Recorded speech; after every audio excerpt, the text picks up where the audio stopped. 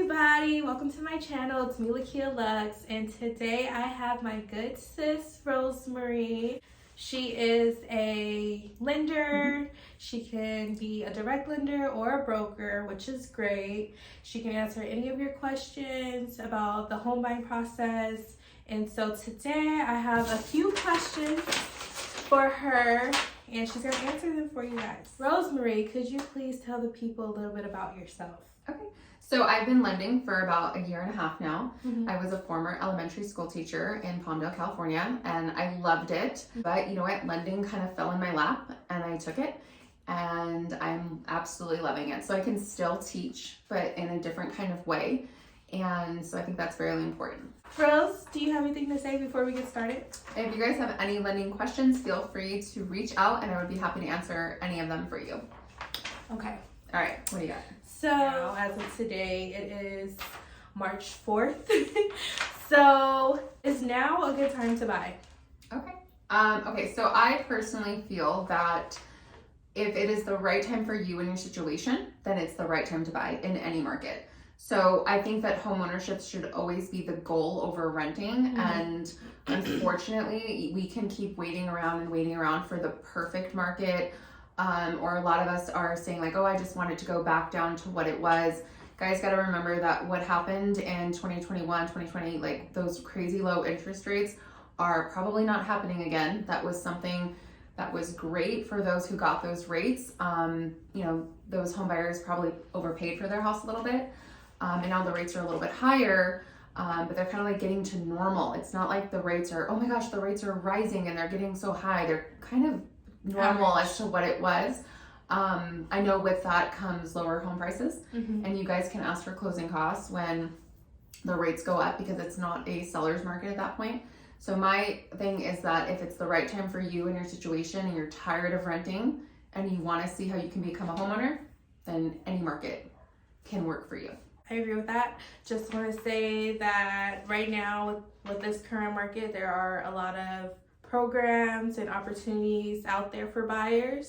Rose has a few programs that her company can do, so you guys should definitely reach out and ask about the different programs because there are a lot of opportunities out there right now for buyers. And last year, those opportunities may not have been the same. Yes.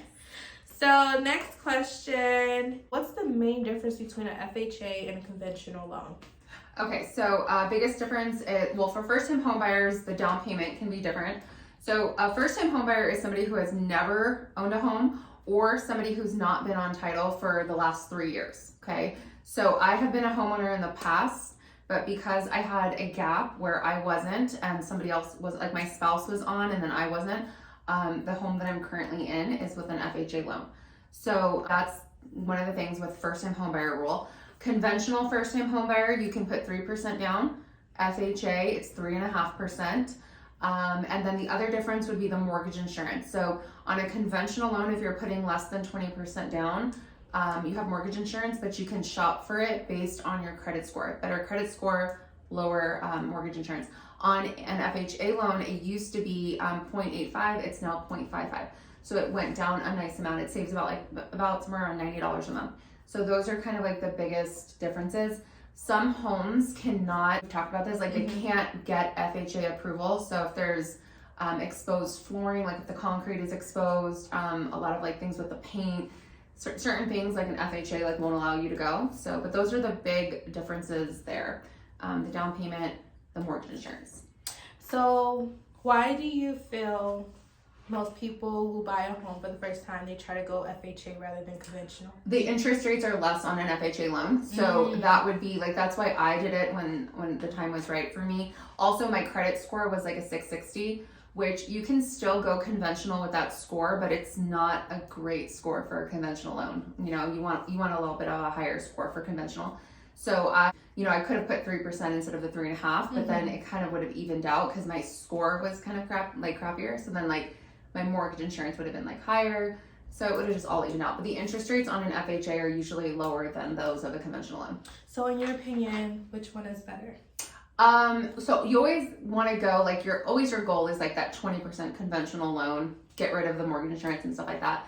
You can buy out mortgage insurance. So if you were putting less money down, you could buy it out on some cases, so that could work as well. But I wouldn't say better. It just depends on what your situation calls for. Gotcha. Can you tell us what's all included in a mortgage payment? Okay, so your mortgage payment is going to be your principal and your interest. Okay, that's your mortgage For payment. us who are new to this, what is a principal? So like, let's say you are buying a house for $400,000. Gotcha. You put $20,000 down. Okay. Let's just say Mm-hmm. those are not the right numbers, but you put 20 grand down. Now your principal balance is 380, so that's what you owe on the home. Divide that over 30 years. Okay. Your interest rate, so that's mixed in. So that's your principal and your interest. Your taxes, your property taxes, depends on the county you live in, and then your homeowner's insurance. So you can shop for that. I can help you shop for that, and you can see what the price you can get for that. Now, if your taxes and your insurance are put into your mortgage payment, then it's called impounded. You can have it where it's not impounded, but then you have to make those payments on your own anyway, and it's the same exact payment. So just have it impounded. I wouldn't even want to deal with that like extra like payment somewhere. So when it's not a part of your payment, do you have to pay that quarterly? Is it once a year for your taxes? How do you pay that?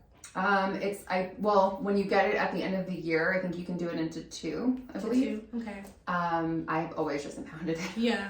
And I've never had a client not impound it, so. And then the other thing that could be within your mortgage is the homeowners association fee, if there is one. Okay. So if you have a homeowners association fee, then it would be in that as well. You wouldn't pay that.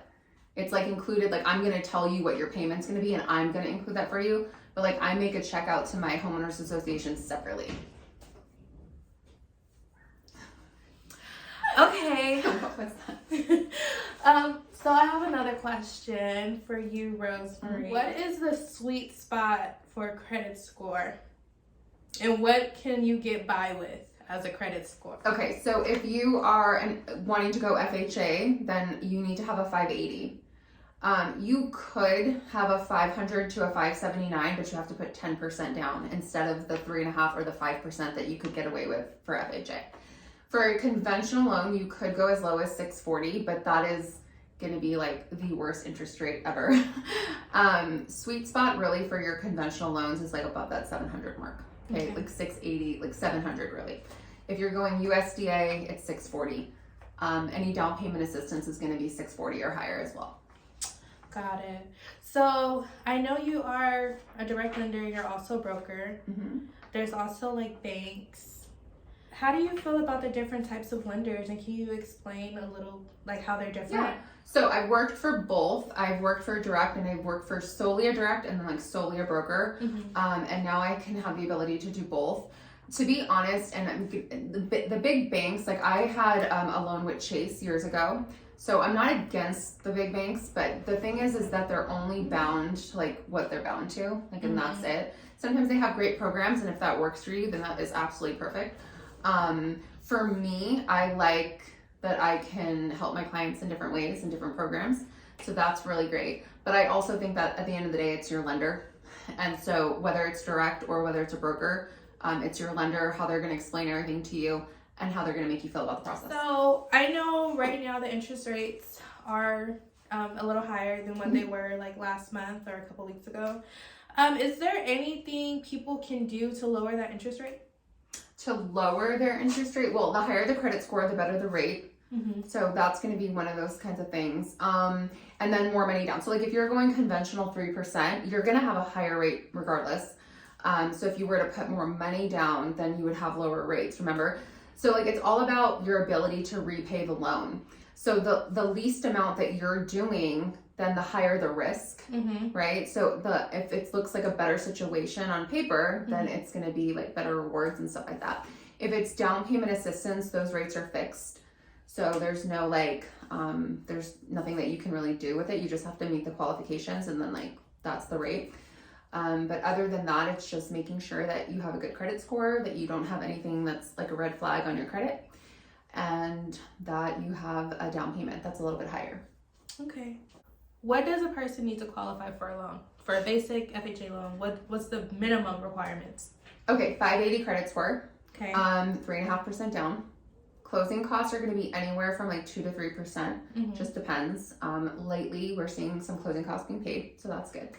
I need to see W-2s for 2 years. Or like if you're self-employed, then I need to see your taxes for 2 years. 2 years. So everything's like 2 years. And then if you have a different situation, then just ask. But then 1 month of pay stubs, 2 months of your bank statements, your driver's license, and that's pretty much it. And then I can get you a pre-approval right away. Okay, you guys heard that. Those 7 things. Thank you so much, Rose. Thank you guys for watching. I hope this was insightful. So just know if you guys are missing on those 7 things that she listed, like it's okay. And that's even for conventional too. That's for anything. Just reach out to us. Reach out to us and we can help you guys and help guide you guys. You don't have to be perfect in order to reach out. We're here to make as many homeowners as possible. Yes. So, reach out. Don't be ashamed. And that's good point too. Like, so a lot of times, like I'll have someone come to me and say that like their lease is up like in 30 days and they need to be pre-approved. So don't do that. If you have a plan to eventually become a homeowner, reach out so that way we can have a plan, because sometimes you'll come and you think that you're ready, but then there's something that I need you to work on or get like different situations. So yes, reach out in advance so that way as soon as possible so that you can know. Okay, thanks you guys for watching. Mwah. Bye babies.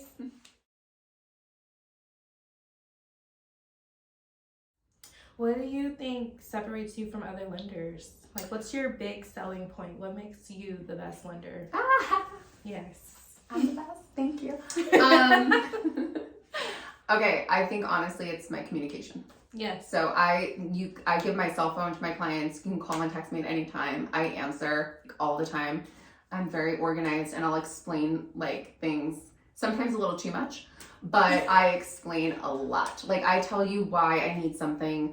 And I'm like, during that process, like I'll ask you questions about your credit, about your income, about your bank statements, but like to explain to you what I'm looking for. And I think that really helps. I'm not just like saying something that I need and then like it goes away. Like I'm kind of trying to educate you in the process and like let you know how lenders look at things, because we look at things very different.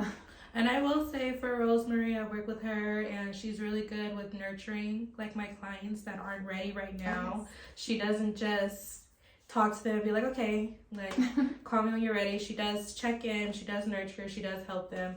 So that's something that I really appreciate from her. And yeah.